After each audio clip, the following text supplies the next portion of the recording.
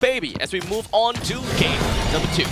Alright, let's see whether or not the Red Giants will be able to take this 2-0 or if Smart Omega will show us that they are not past their glory days. Like you guys already mentioned, Smart Omega has a lot of crowd control to work with, and with a hero like Grok, it does mean that they can already exert some pressure on the map quite early on. But you do also have to be quite careful, because oh, hold on. Ouch, that is actually quite a lot of damage. I mean, we're talking about level 3 Julian after all.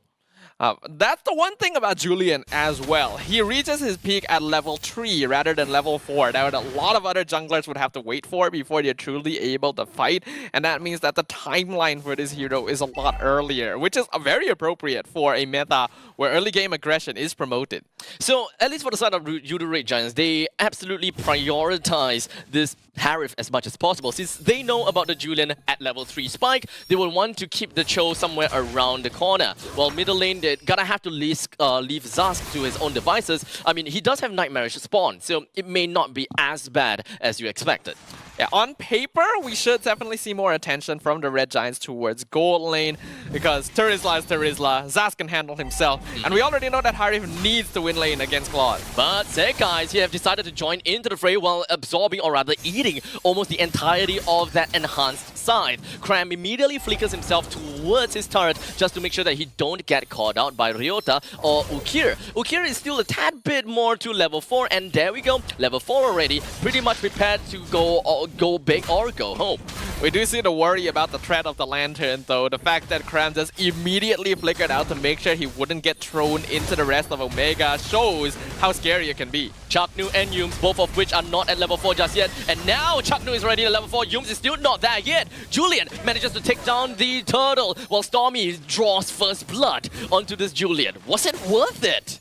I do think that from a team perspective, getting Turtle is more important, but from an individual micro perspective, being able to trade Turtle for first blood on the enemy jungle is very valuable, especially in a Roger versus Julian situation, because the latter should usually be the one coming out on top. You could see that Omega were focused very heavily on stopping Sky, so they weren't really protecting their jungler. Oh, we do have the Blazing Duet from Jom. Did manage to bring Yums all the way down to a sliver. Chaknu, is he going to go for something more cheeky here? Technically, he could go for a flicker out, but that would have been a waste. Yeah, it's not a position just yet, because Jom just used Blazing Duet, and we know that early game, without that, Claude really doesn't do much damage at all. So it wouldn't be a very effective usage of resources. And because of that, Yoodo Red Giants will feel safe enough to continue roaming around the map for now. Cram walking right over to the middle lane. He's taking quite a lot of damage. What a Zaman for just going to be popped as well. Yums have managed to successfully bring the Jusin down almost immediately before Jusin even managed to pop anything when it comes down to the Crimson Beacon. A really nice two-pronged attack. Ukir was so distracted by trying to pick up the Terizla that he failed to notice Yums coming from the opposite side and kicking him into the Red Giants, thereby preventing a fight from starting on Smart Omega's terms. It kind of seems as though Yoodo Red Giants will want to come in from many of various different angles in order for them to really get something. Since there's a lot of things that Smart Omega really have to take really have to keep in mind of. Yums, nice flicker along with the Jacundo in order to be able to pick up onto Endoryu. But Yoodo Red Giants doesn't seem like they're stopping anytime soon just yet. They're still posturing themselves until they realize, okay, let's take a chill pill. We just saw another reason why Zast is so strong right now. Stormy was literally being pincered by 4 members of Omega. He pops into his ultimate, and he's just absolutely fine. Even able to mass stun and buy time for the rest of the Red Giants to come by and provide backup and get another kill on Endoryu. We immediately see the Red Giants controlling this early game again. Like as though nothing happened. Oh. In the meantime, down in the bottom lane, Yums has suffered so much damage. But because of Chaknu's barrier, has managed to make sure that he blocks out Yums' escape. That is a Roamer for a Roamer trade. Nothing too valuable being lost. Yeah, it's not too bad though, because Smart Omega are behind. Being able to trade 1-for-1 is pretty good, even forcing out some extra resources from the Red Giants. Unfortunately, the Turtle still gonna take another 80 seconds before it comes up, so the timeline of that wasn't the most efficient from Omega. I would say that yoodo Red Giants, they have definitely been on the ball quite a lot, but most of these games or most of these fights really comes down to the middle lane, and it's been more or less a brawl game thus far. Why is that so? Because, again, EXP lane going to be totally fine. Even Cram has actually already unlocked himself from the lane, so he's able to start roaming over to mid. And by putting more of their resources in the mid lane, Red Giants understands that Omega is a team that needs to fight together. Thereby, by putting themselves in the mid lane, they're actually indirectly drawing attention away from Innocent as well. So they're just pretty much pulling the EXP play in the middle lane instead. Because they know that, like, if Smart Omega ignores them and goes for a full gank onto Innocent, yes, Harif might die, but they unlock mid lane priority. Okay. So it's all about a game of trade. Whichever that they would prefer to trade out. And for Smart Omega, they know that they cannot afford to trade mid-tier 1 for Innocent. One kill on Harif won't affect him too much at this stage, but the middle losing lane, free access and safe access to their jungle is hugely detrimental, especially against yoodo Red Giants. So Smart Omega understood that they gotta have to make sure that their tier 1 stays alive as much as possible. So fights in here is unfortunately something that they will have no choice but to admit themselves into. Jom did unleash himself into a blazing duet all the way at the backlines, but he's still gonna be safe and sound. sekyss, HP all the way down to the sliver. He still wants to be around, but unfortunately Andoryu will take the turtle down first. But the main thing is how much headcount is left on the side of Smart Omega. Ryota and Andoryu is the two members that's been taken down, allowing yoodo Red Giants to actually extend the fight a little bit longer, allowing Stormy to actually snipe Jom right out. He's gonna get another one too. And another one, you're right. Chaknu is next on the chopping block, and yoodo Red Giants didn't seem like they won massively, but because of that snowball effect from Chaknu and Endoryu's death, they got 2 turrets and 2 more kills. Because sekyss has been getting a lot of attention from the world recently as the Sky Prince. A lot of people forget why Stormy is the only other player on this team with a moniker. He is the mage prodigy because he can play any hero and he wants to be aggro.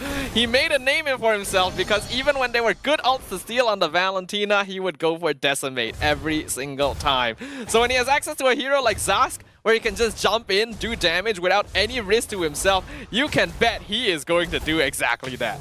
It is currently 8 minutes into the game, and yoodo Red Giants is once again doing what they have been doing like in the previous game. 1 kill every minute. And every single one of these kills are always of high value target, or they are able to translate that 1 kill into something more. With a total about 5,000 gold lead from the side of yoodo Red Giants, with a total of 3 turrets taken down, all of which are the T1s of Smart Omega, making things even tougher for Smart Omega to even congregate together and try to settle up for a team fight. You can already see the vast difference of how Smart Omega played when they had the T1 versus when they don't have the T1, such as now. And that's why this is the situation Omega wanted to avoid, right? Why they didn't want to trade the tower to go for a free kill onto Innocent down in the bottom lane.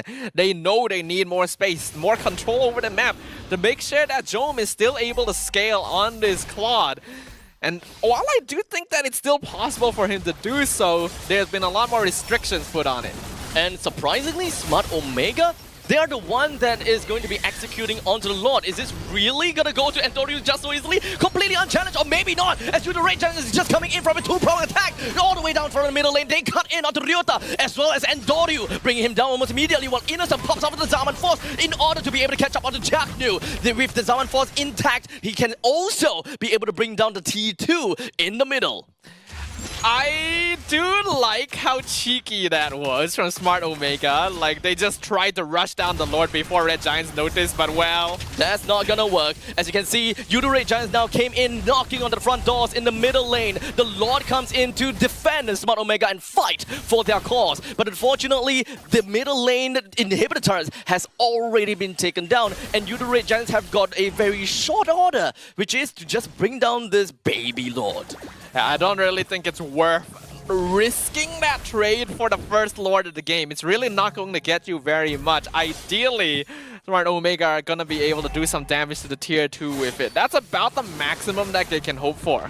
Well, when it comes down to looking at the curve of each game, whenever you are picking up the level, whenever you're picking up the 9 minutes Lord, what you're looking out for is to exterminate all of the outer turrets. While for 12 minutes onwards, you will want your Lord to take the inhibitor turrets. So Yoodo Red Giants is way off curve. They've already managed to get themselves the first inhibitor in the middle lane, even without the use of a Lord. So this Lord for Smart Omega ultimately did absolutely nothing for them.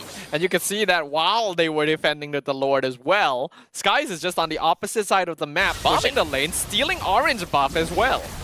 That's definitely just all about the macro game that we ultimately can expect from the side of Yoodo Red Giants. But this is something a little bit sneaky from the side of sekyss. He's hiding down to the bottom lane, just inhibiting the opponent's jungle. But he's also clearing some of these out just so that he will be able to choke Smart Omega a little bit more. Yeah, he's just mass farming, basically. And by splitting their resources across the map when Red Giants are already in full control of the game, they're also able to make sure they scout out any movements that Omega might go for. If they see them down bottom, then you push up top lane, and vice versa, thereby not allowing Smart Omega to ever take a step outside of the safety of their base. So we are essentially back to the curve, whereby both teams are just waiting for the neutral objective in order for them to even have a motivation as to when are we going to push and how are we going to push. Yeah. Ordinarily, you would see Red Giants try to force something out, but because sekyss is on a Roger instead of something like a Ling or Fanny, it's a lot less safe for Red Giants to do so. And it also means that they're a lot stronger in a 5v5 instead. So they're able to just slow down the game, go for the Lord instead, and that does make life very difficult for Smart Omega. They have a lot of CC, but at an 8k deficit, their damage is not going to be enough. Yoodo Red Giants' game plan at this point in time really feels like they are just kind of baiting and switching. They are pretty much going to be putting Cram all the way in the front line to bait something out. But in the meantime, Ryota all the way in the heart of the enemy is just going to be locking down onto Stormy. But Stormy says no, he's back in for more fights. While Innocent off of the sidelines brings Ryota down as well. Smart Omega failed to check their jungle. They went in, they checked the brushes to make sure nothing was there, and then they forget the one on the left, which Yoons was hiding in the entire time. The moment the fight starts, he just goes straight for Andor Yu, and with no Julian, it's a free Lord for the Red Giants. And with this Lord, the inhibitor should go down quite easily. It's the question of whether or not Omega even survives this. And now Innocent with the Zaman Force right on top of the inhibitor turret at the top lane. They have managed to successfully bring that one down, as well as Jome. The fight is definitely going to go towards the side of Yoodo Red Giants as the Lord fights for their cause, pillages everything that Smart Omega owns and loves. As Ukir, he's going to be hiding behind. He would really wish the Lantern will be able to do a lot, but no, wasn't able to do much at all as their core gets destructed. A surgical victory from the Yoodo Red Giants here, limiting the possibilities of Smart Omega right from start to finish. And it just seemed like child's play for the MSC champs. I gotta have to